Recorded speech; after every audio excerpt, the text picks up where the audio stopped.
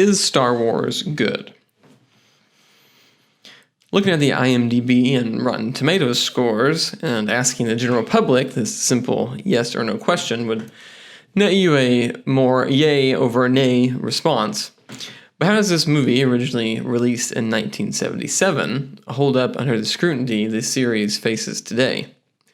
Or even movies it released alongside of in 1977. Is Star Wars actually good, or just a product of the popular culture and hype of its time and riding off its continued success? In case anyone wonders, who is this random guy in his first YouTube video to critique the flawlessness that is Star Wars Episode 4, A New Hope? I'm nobody. I'm a simple guy with a degree in visual communications, which means that I know just enough to know that I don't know a lot about movies and storytelling. What I do know is that I think I can give a pretty unbiased opinion on most situations. That being said, I am an absolute Star Wars fanboy. And being born in the year of our Lord 1990, I get all of those only 90s kids jokes. I missed out on the release of the original trilogy, but I was a perfectly innocent and stupid age of 9 when The Phantom Menace dropped in 1999. I remember being enthralled by the bright lightsabers and blaster bolt explosions and the red-faced, pointy-headed man. My parents, being good parents, let me watch the original trilogy for days on repeat in lead up to the release of The Phantom Menace. I remember it being everything that I wanted it to be. I know, don't freak out, I did really enjoy The Phantom Menace. We'll get there. I do plan on reviewing all the Star Wars movies, so if you want to see my as unbiased as opinion as possible, give me a like, subscribe to the channel, and stay tuned for the rest of the Star Wars reviews in the near future. But let's get back to the task at hand.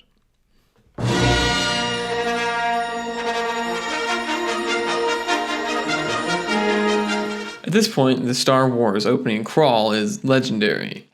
That blast of music gives way to 2 minutes of a wall of text. Oddly enough, one of the rules of storytelling is to show, not to tell. And this is literally telling you via text what is going on in the scene. It's odd to me because I don't think it's really necessary to the movie, as you can really put together what is going on through the movie as it progresses. So if there was something to cut, it could have been this.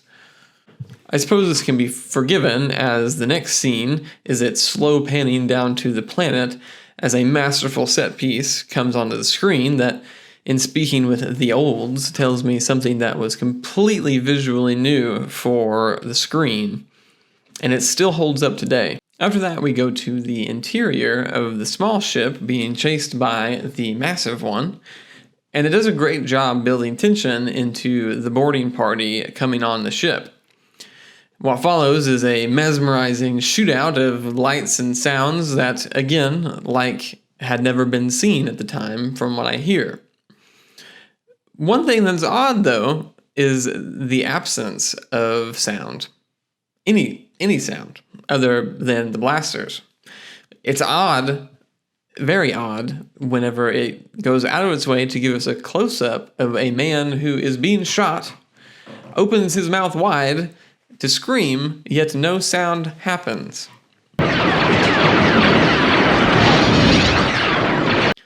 After the brief shootout, we get our first look at the big man in black. And at this point, it's important to note that you still really don't know what's going on. The only lines that have been spoken have come from a golden robot that says something about a princess. But you still don't know really who's good and who's... Oh wait, no, never mind. Vader is straight up choking that bee out. Definitely the bad guy. A strong introduction for a villain that you immediately know is not to be effed with. After that moment, the movie really comes into its stride. Subpar acting and poor dialogue. Yes, that's right. I'm criticizing a Star Wars movie for subpar acting and poor dialogue. No, this isn't the prequel trilogy. This is God's firstborn Star Wars movie. The robotically delivered lines from C-3PO make sense. The ones that come from this officer She'll die before she'll tell you anything. and Carrie Fisher in that atrocious accent do not. Darth Vader, only you could be so bold. The Imperial Senate will not sit still for this. When I watched this again, I went in knowing the acting was less than stellar, we'll say. But it was so bad that I actually went and watched other movies from 1977 to be sure that it wasn't just the acting style of the times or something. While the style was certainly different, it's hard for me to say that Star Wars is better acted than A Bridge Too Far, Close Encounters of the Third Kind, or Saturday Night Fever. The fifth movie I watched was Eraserhead, which is a completely different viewing experience, so we won't compare that. But those were the top 5 movies according to IMDb of 1977. Side note, I'm a big horror movie fan, and 1977 was a huge year for horror. It doesn't get much better for the golden child Star Wars for quite a while. After this, we're treated to 6 full minutes of time wasting from C-3PO and R2-D2 as they wander the desert. Eventually, they wind up back together inside the Jawa ship, and don't get me wrong, the sweeping landscape shots of the desert and the practical effects used for the Jawas and the droids look great. It's just the 6 minutes of time to get there seemed like a lot to waste when you could have been spending that time with characters who actually mattered. It's another 3 minutes of sweeping, beautifully shot desert landscape before we get to something meaningful. More bad acting from our main protagonist. But I was going into Toshi Station to pick up some power converters. And surprisingly good acting from Uncle Owen. Can you speak Bocce? Of course I can, sir. It's like a second language to me. I'm as All right, shut up. I'll take this one. Shutting up, sir. Pouring out for true hero of the rebellion, R5-D4 sacrificing himself, if you're into that kind of thing. We get to know Luke more through more bad acting and a pretty risky assumption. Obi-Wan Kenobi. I wonder if he means old Ben Kenobi. The next scene is an actual good one with Luke, Owen, and Aunt Beru, who is awful.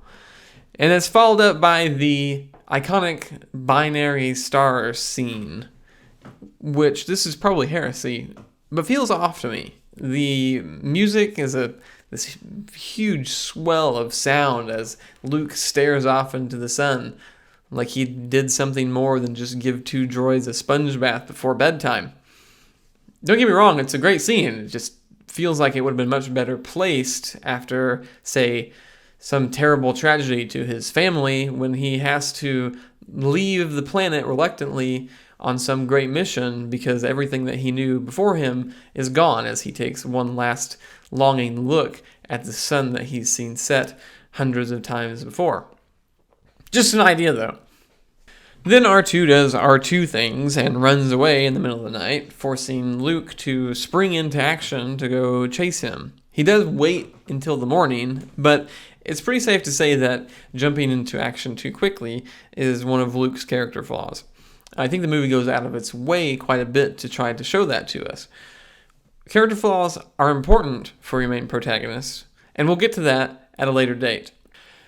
After more sweeping shots of the desert, Mr. Lucas really loves his deserts, Luke gets himself into trouble again after seeing some banthas that is a sure sign of sand people. Being the idiot he is, he jumps into action to go spy them out instead of doing what any reasonable person would do and get the frick out of Dodge. Luckily, the best character in the movie comes to save him. Enter stage left, big PP Obi-Wan Kenobi, with a sound that would terrify anyone because I'm still not sure if it's trying to kill me or is dying itself.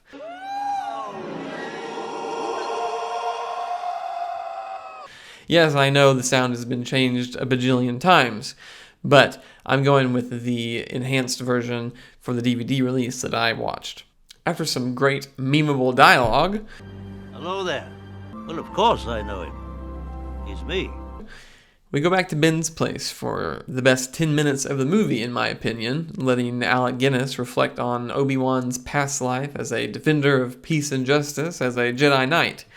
Shout out to Samurai Sosa for his great edit called Obi-Wan has PTSD, which makes this scene even better somehow. From here, much of the same thing can be said for the rest of the movie. Luke's parents get vaporized, he and Obi-Wan escape with Han Solo, and save the galaxy thanks mainly to military laziness or incompetence, or just because the plot said so.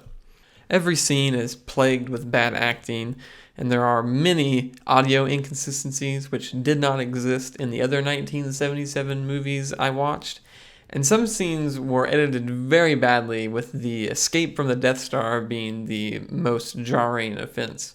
There are tons of cuts and shaky cams going on that made it almost unwatchable for me.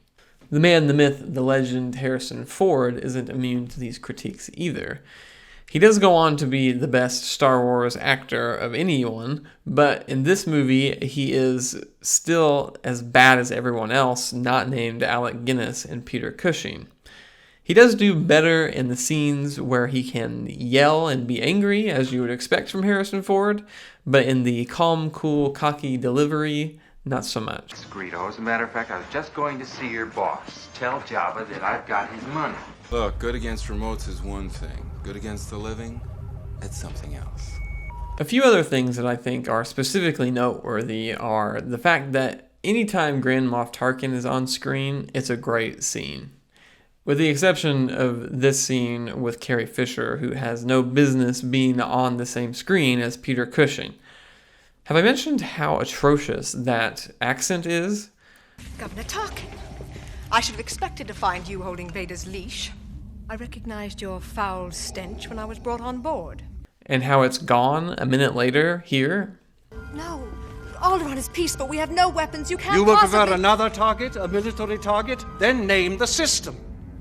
I've always found it disappointing that Tarkin gets blown up in the Death Star explosion at the end of this film. Vader clearly takes his orders from Tarkin, and Vader is surprised when Tarkin is the one who suggests that they use the Death Star on the planet. It's a big missed opportunity in what could have been a great villain to expand on in the next Star Wars movies. Wait a second, that sounds really familiar. Another scene that I want to talk about is the fight scene between Obi-Wan and Vader on the Death Star. The tension to this fight is built up perfectly. They have lots of shots bouncing back and forth between Vader and Obi-Wan as they explore the Death Star, maybe not explicitly looking for each other, but always on edge that they could.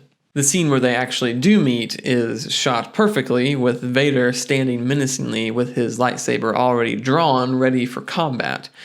Obi-Wan doesn't waste any time drawing and igniting his own in defense.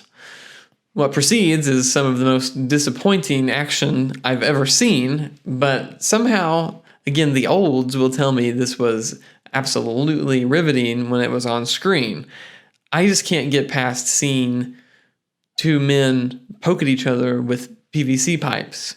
In the original, which people would have seen on theater, there were many shots where the PVC pipes weren't even edited to be lightsabers. So I'm not sure what was the huge draw of this scene, but people love it for some reason. I will give credit to the final battle scene over the Death Star. The editing is much better and there's no shaky cam. The effects look great. They go out of their way to make sure that you know that while Luke is a good pilot, has never been in the seat of an X-Wing before, and almost crashes on his first attack run. There's also a scene before this where there's a man who questions why they are giving this expensive ship to Luke Skywalker, but luckily his friend Biggs steps in and vouches for him. Between that and the fact that they were probably pretty short-handed for what was essentially a suicide mission, they were probably just happy to have another seat filled. At the end of the day, Luke flies his X-Wing through the trenches like a speeder in Beggar's Canyon and blows up the Death Star. Han Solo comes back in a typical anti-hero arc to save the day last minute, and they go back and get gold medals hung around their necks with blasting music and not a word of dialogue because that's not required. Except Chewie. Chewie doesn't get one because screw you, Chewie. And circle fade to credits. Certainly in epic conclusion, but you're kind of left sitting there going, WTF, mates. You see Vader fly off into deep space with a cliffhanger of a sequel in the distance, even though no sequel was planned accordingly. And if that's the case, this is a very lackluster ending. And that's it. The original Star Wars in all its 1977 glory. I don't think this is a good film. The pacing is awful, the acting is subpar, the dialogue is poorly written. But it does some cool stuff and looks pretty cool, even by today's standards in some places, and gives the watcher the ability to transport themselves to a galaxy far, far away. One with laser swords and blaster rifles and aliens and droids. And it's that last part that makes Star Wars great. The fact that they can run wild with their imagination to escape their mundane lives even for just a few hours. It's what makes us put on the rose-colored glasses every time we hear of the next Star Wars coming out and go to view it with no thoughts of the bad things of the previous Star Wars, only hoping for the best. I'm guilty of this as much of any fanboy of Star Wars, but I don't think it's a bad thing to want something better for something you're passionate about, to expect the best. It's really the only way we improve. So with that, I will leave you, and if you like the video, like this video, and dislike it if you didn't. If you want to see the rest of the Star Wars series reviewed by me, subscribe to the channel so you don't miss the next video. And until next time, thanks for watching, and I'll catch you later.